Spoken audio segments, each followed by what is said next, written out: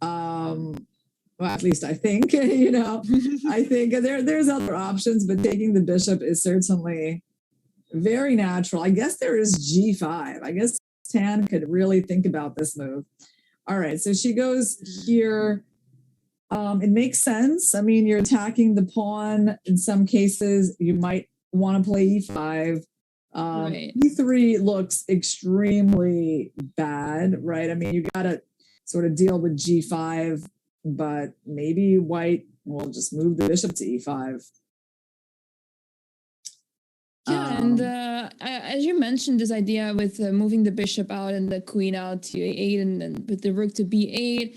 Now, after knight h5, you can actually capture this bishop and you can consider playing this plan out. And let's see if she will take the bishop now, because she doesn't have to. This bishop is not going anywhere, but so does the knight. It's stuck on h5, and I would be slightly concerned about it getting trapped, but she goes for g5. Ooh. And Val immediately, answers with bishop b5, which I think is the best move. That was a really strong counter attack, and she just played it instantly. I guess the idea is to get rid of the knight so that you can then play bishop e5. That must be the point. But yeah, somehow this has worked out more or less okay for white. Because this bishop is still on. I was just pointing to him on c8. Now he just went to a6. A very unusual position these players have reached. I mean, Valentina again is really notable. I mean, to spend only 40 seconds to get to move 18, going past the whole middle game. Basically, we're now like in the end portion. And she actually has a pretty good position because Black's bishops are not that effective. And I would say, isn't she just close to maybe she's not really trapping that knight. It can go back to g7, but the knight is not that amazing on h5.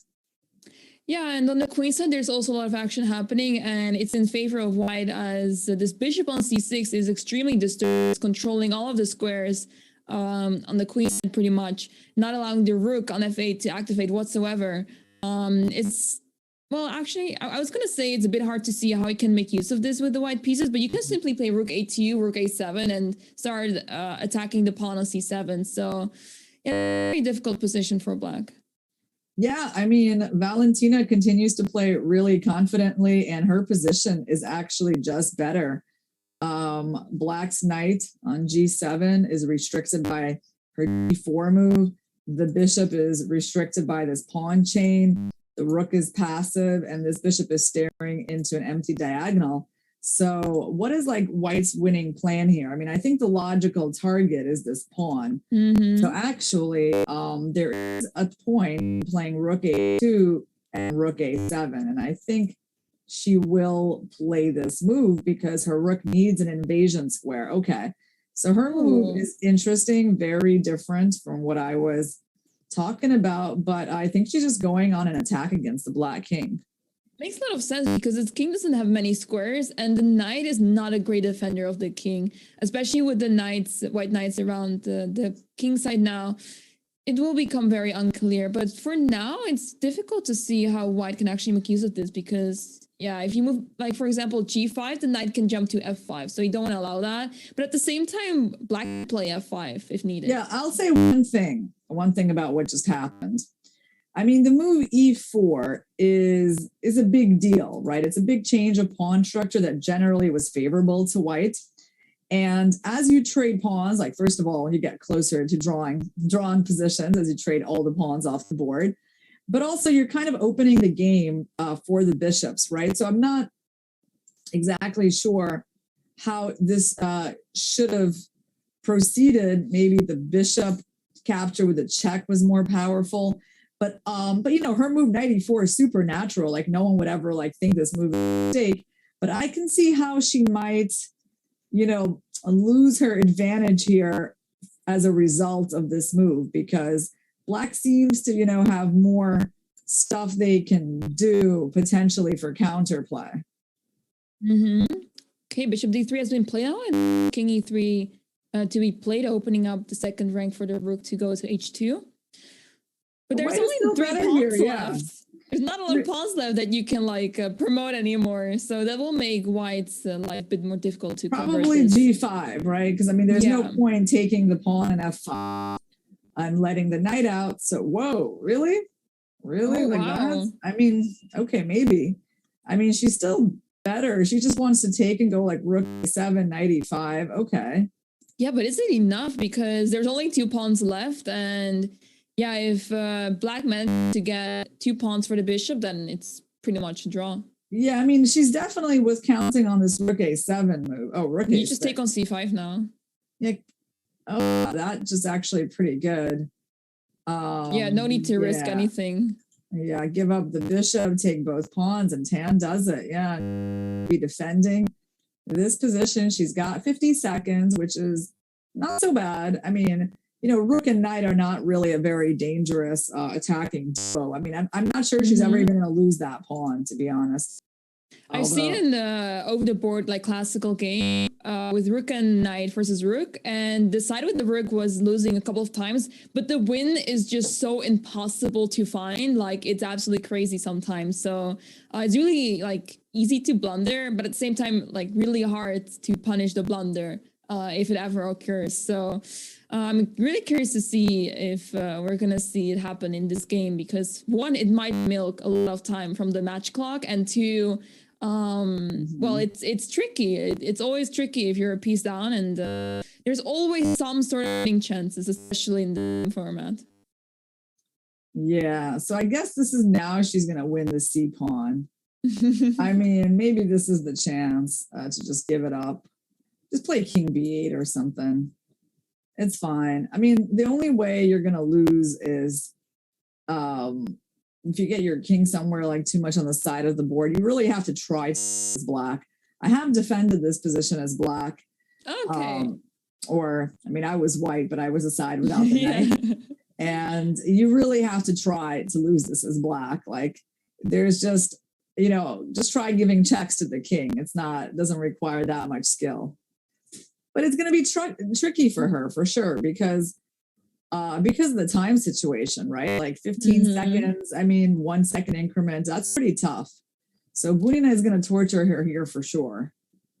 Yeah, and I really like what Tanya is doing here. She's not she's not allowing the pawn to be captured. She had some really awesome tactics, but sadly for Tan, the pawn had to disappear right as I wanted to mention about it, but it's all right. Let's see if she can defend this position. Yeah, just you can attack the knight, sure. That keeps the king from kind of going up. If the king goes up, I mean, sure, that's fine. Try to run away from your opponent's king. So now go back to c8 or e8. That's fine. f8, go to f8, go away from their king. But it's her time situation. It's her time situation that kind of bothers me. But, you know, because 7 seconds, she had like 15, now it's 7. Yeah, this is no fun defending with like 5 seconds on the clock. No, it's especially if you're like tucked down on the edge of the board, you know. That's not ideal. Yeah, it's really not. 4 seconds. I mean, you see how she just keeps getting lower on time. King e8. All right, that's fine too. Ooh. King d8. King G was knight f6, I believe. Or I'm not sure. There was rook f6. Yeah, right. All right, so she's on the edge of the board now. Still fine. Yeah, you have to survive for 50 moves with this time control. Ooh, and is she there getting you mated go. Now? Rook h2 was a checkmate threat. That's why. Wait, and now rook g7. Rook g6? Oh wait, no, it doesn't work. Rook g7 of king h6. Rook g8, I think, is really annoying. Knight g5 and checkmate. Wow. Oh my goodness. Wow. She actually did it without making her opponent lose on time. She just got this straight up checkmate on the board. I mean, nice job by Gudina, but it was tough. It was tough. I mean, Tan, yeah, looking at that, she's like losing rook and knight versus rook. But, you know, with that amount of time on the clock and Gudina being as good as she is, I mean, it wasn't that surprising. So Super Ginger says, wasn't that moral degradation? Honestly, no, it wasn't. That was actually like just an evidence of how difficult it is to defend with a 1 second increment when you got like 4 seconds against 2 minutes, you know? Yeah, it's definitely really difficult, like defending such positions when you're super low on the clock. Really rough. So I'm not blaming Tana whatsoever, but great win by Gunina. Really good conversion there at the end. Yeah, nice. That was good. I mean, now she switched her line against the Caro-Kann, so it's kind of nice that we're going to see some variety, not just that one line in the advanced Caro.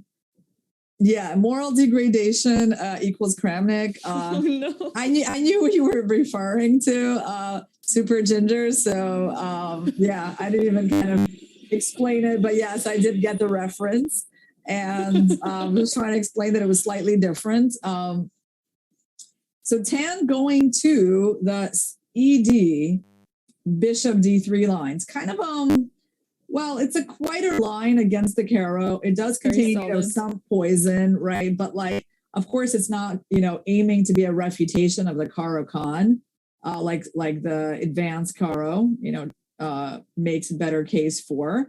So they have the Carlsbad structure. This is what this pawn structure is. Black decides fianchetto. I mean, I would say slightly surprising, right?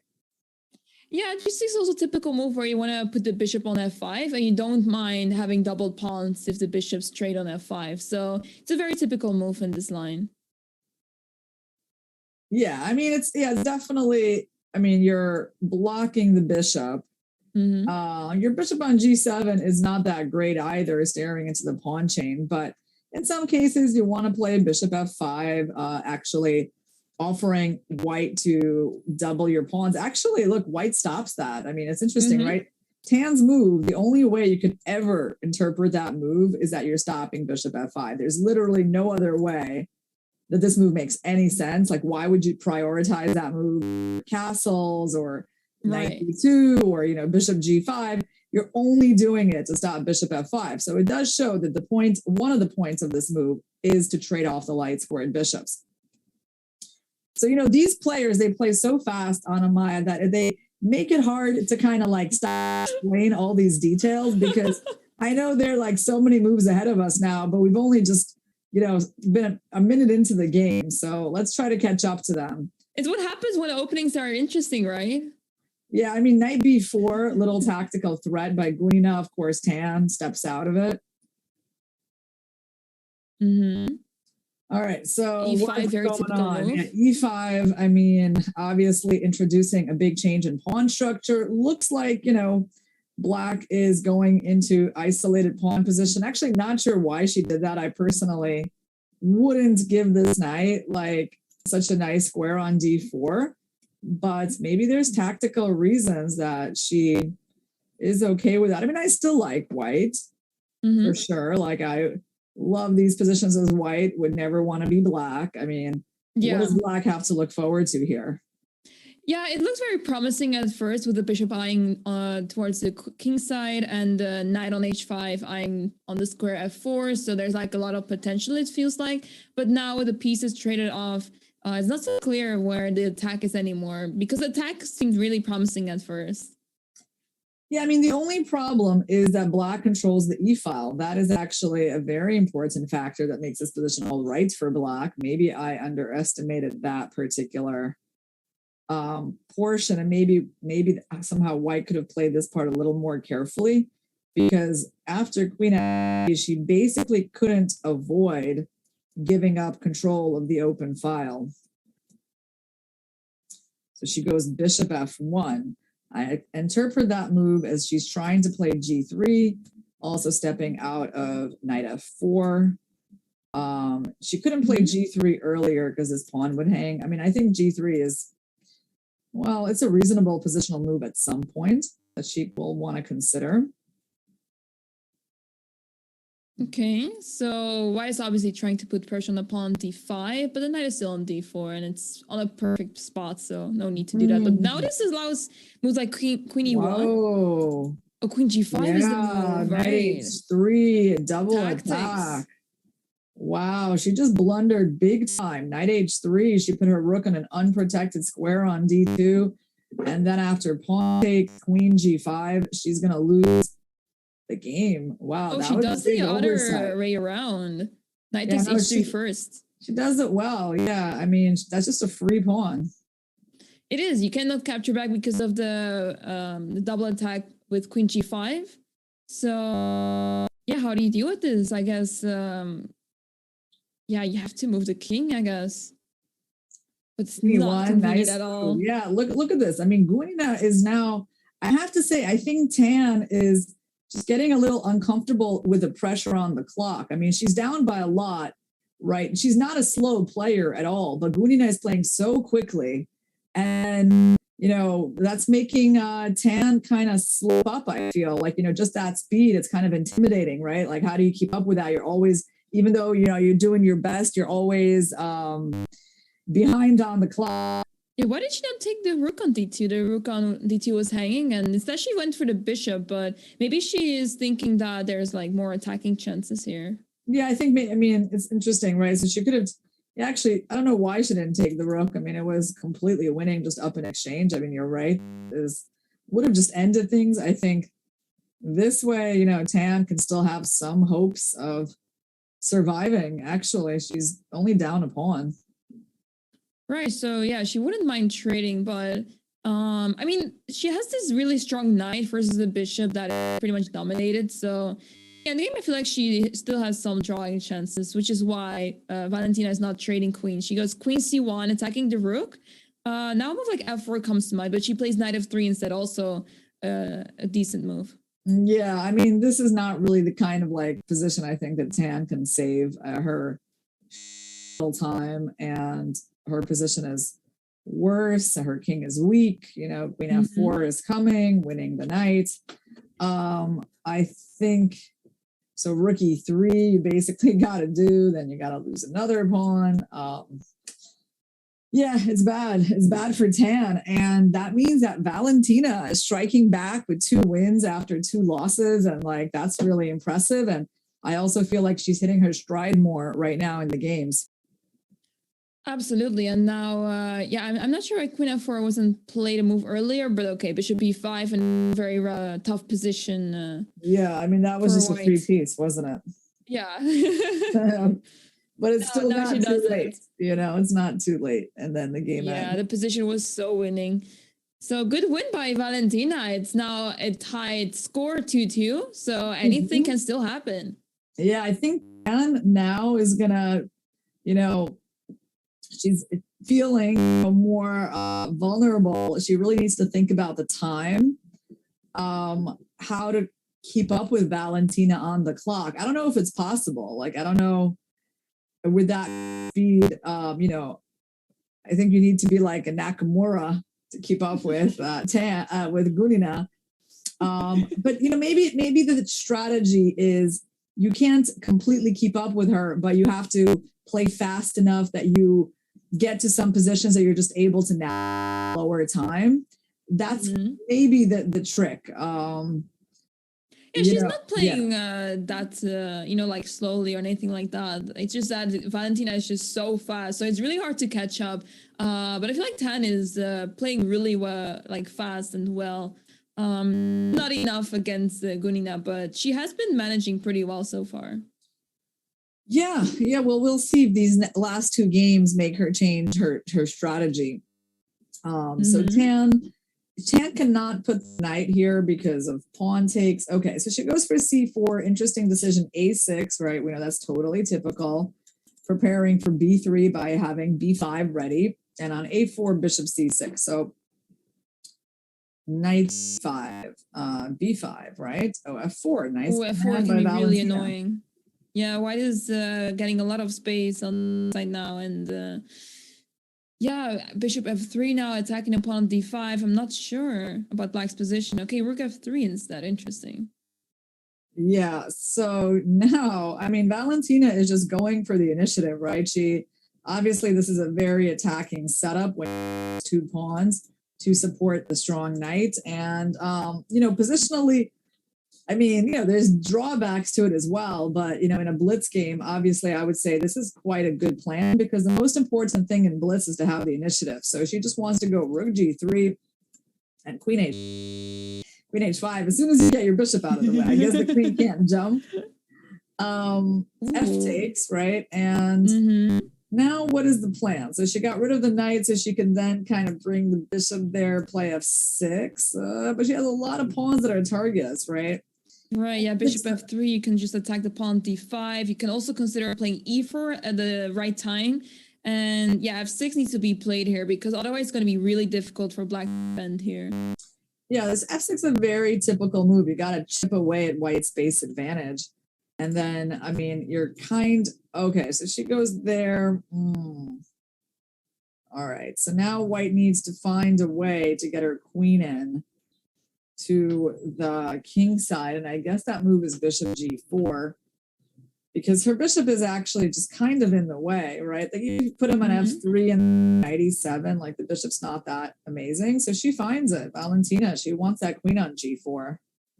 Right, and obviously we'll put pressure on the pawn on g7, and she can always retreat to f3 if needed to attack the pawn d5. And I am not liking black's position at all. Like black's position, the pieces are very passive, and it's clear what white's plan is, and it's really hard to face that black. Yep, she's threatening queen h6. Now, I would just say that, rook b8 has not been a particularly productive move for Tan. We were advocating for f6, and now it's a little late to play f6, and so white's pieces are free to gather around the king. She has trouble moving the knight because of knight d5. Right, yeah, knight f5 looks like a logical move, but yeah, it drops the d5 pawn at some point. Rook f1 is literally the most obvious thing in the world to do. That's going to happen next. I mean, rook b6, I guess, is a nice try, actually, to try to protect the pawn from the rank. I really like that move. And you might also be able to play rook g6. Yeah, so that I think will she needs help to find that. She really, and I think she will because she knows her position is getting bad.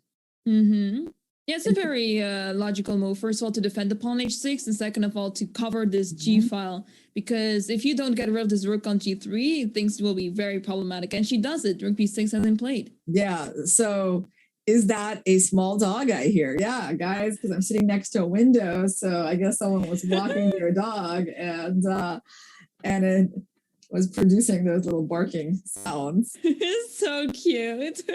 Yeah, I don't have a dog, guys, of my own at the moment. Maybe one day, but I'm more of like a bigger dog person. So I would like a German Shepherd or Caucasian Shepherd. Yeah, something like that one day. Cool. I'm more of a cat person. I don't have much with dogs, but they're cute. Yeah, I would like dogs and cats. I like them all. A horse, awesome. Chickens, yeah. So, okay, let's see what's going on here. So, rook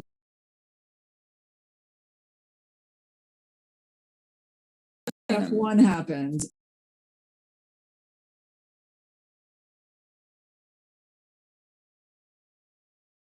Rook g6 by Tan, trying to trade. White trying to bring the knight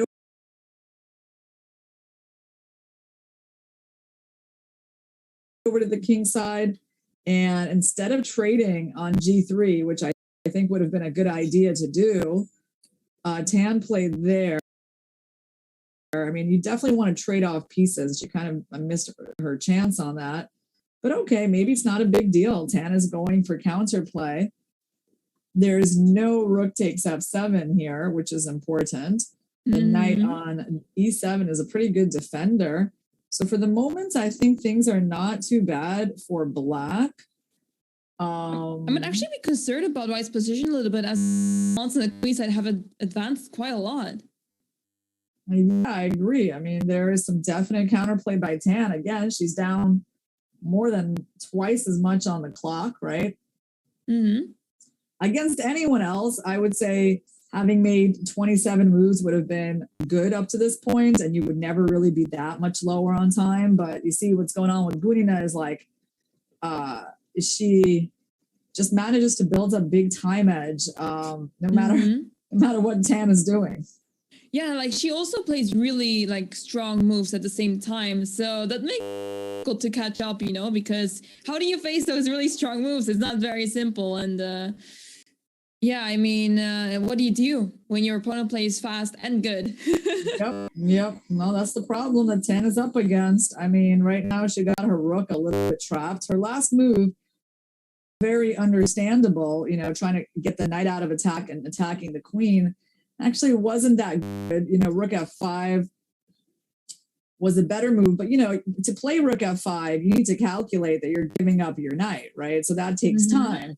They take your knight, then you trade the rooks, then you start promoting the pawn because they can't even take with pawn because this knight is hanging, but that requires time to calculate, right? And so that her issue, she's under pressure on the clock. She just kind of plays some reasonable move.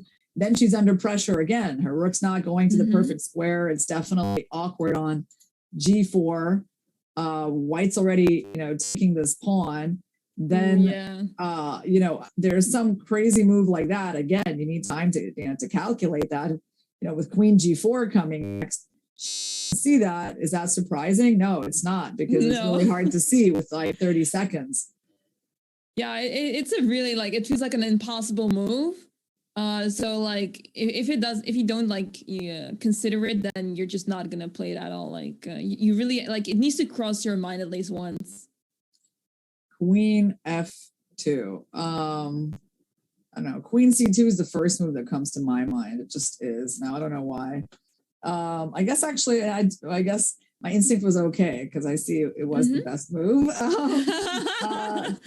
No, yeah, you really had to stop this knight from moving. Otherwise, knight h4 might have been really annoying. So, yeah. Okay, I gotta tell you, this move by White that I see the computer showing is not my instinct at all. But there you go, she finds it. It's such a passive move with the rook. But I guess the idea is you just want to go knight f2.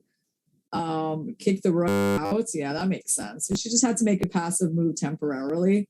And she's in trouble now. I mean, Black has no piece coordination at all. Her knight's pinned. The rook is terrible.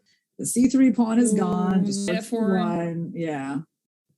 Yeah, this is really rough for Black. And now the e6 pawn is pushing. And she's so fast, right? She doesn't even think about these moves. Because she has many winning moves, but the thing is she doesn't even think about them. She just chooses one and runs down 10 on the clock. Okay, so she lost a knight trade, but obviously these e6 pawn is really strong. Or maybe even queen d3, I don't know. Queen c2. Yeah, almost everything works. You cannot take the pawn because the g4 is coming. Okay, so I am starting to think that if Valentina plays like this, she's going to win the match because right now the last few games have been just really powerful. I mean, look at the clock. Right? Yeah, it's just really convincing. This is just crazy to play this level of chess so fast. And I really, am, kind of a fan of Tan, and everything I've seen from Tan has been good. So to see this happen to her, it means she's just playing against someone very strong. So Valentina takes the lead in their match. She's just won 3 in a row. And very impressive. Tan needs to find a way to kind of handle this this pressure on the clock. Because she's been doing really well. Both players are doing super well, but Valentina's just playing much better, especially in the last few games, and also having a much better time management. Yeah, if you could consistently have this type of time management, you're just extremely good. So it's really impressive to see her play a couple of games in a row with this time management and skill at the same time. Yep. I mean, okay, so Tan making adjustments, right? She's playing quite quickly. And I'm gonna go for f5. I know she likes that kind of move. It's a weakening move. There you go. She refrains from it. I mean, White can be happy here because this bishop is inside the pawn chain, so there is at least one problematic piece on the board. Way Valentina putting these sorts of ideas on the board. Maybe Tan will want to move that queen as she has in a previous game. Although for now, the queen's protected by the knight and bishop. Oh, okay, she can blunder.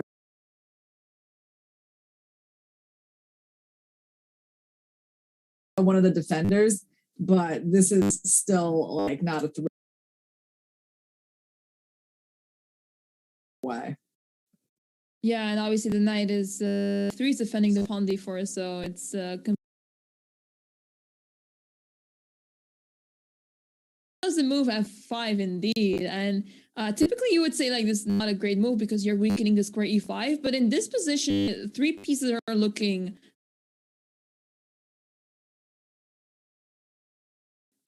towards e5.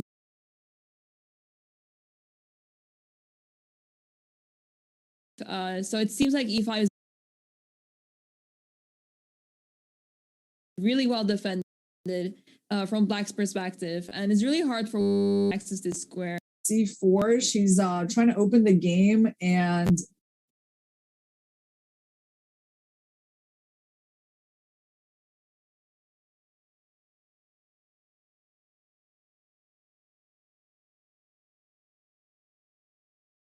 bishop on the diagonal. 5 is sort of an obvious move, but a3, right? She wants to go c5 and then b4 immediately. So that's a strong positional idea by Tan. This little move a3 is actually quite poisonous. And if Black takes, then she also cannot use the b4 square for the knight. b3, okay, very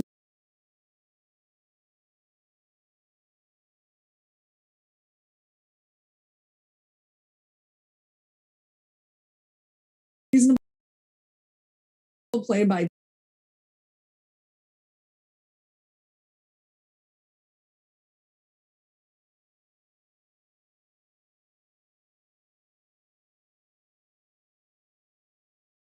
Tan. Actually, right now you can see she's a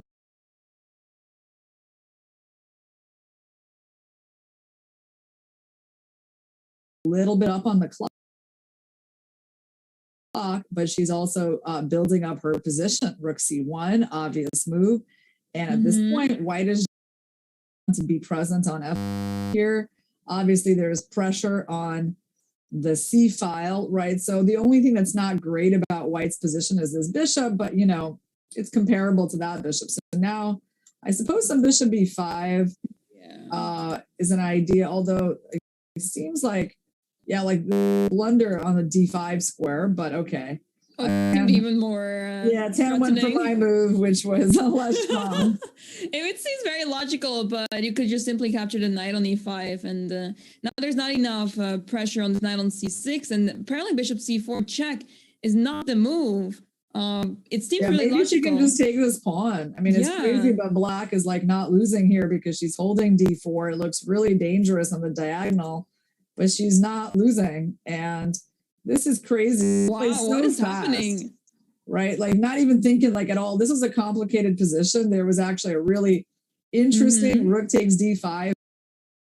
Been here like, oh, it's a very important position. Should I consider that capture? But she didn't even like spend any time on it. However, you know, b5 looks like, I don't know, perfectly reasonable move.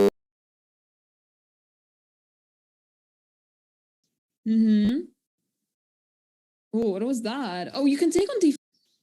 And giving white like a chance.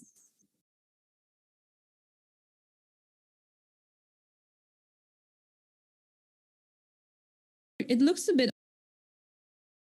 If that means that because if she takes the pawn, there was like rook d4, right? Valentina was trying to avoid. But of course, you know, rook takes d5 would have avoided that as well. And then you're just highlighting the fact this rook is hanging. That's quite a big blunder. You know, I do think sometimes they can afford to slow down and just find those simple moves. You know, they're capable of finding way, way harder moves than that. Is down to 2. But I mean, like, it's crazy to think about the fact that both players have been playing so fast. also speed up. It's like she's listening to it. She's like, I hear them and they say they're talking about my time management, and she's speeding up a lot.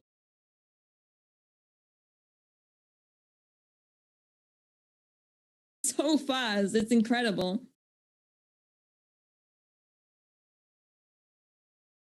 I mean, wow, 10 again. Well, now she's thinking, because I mean,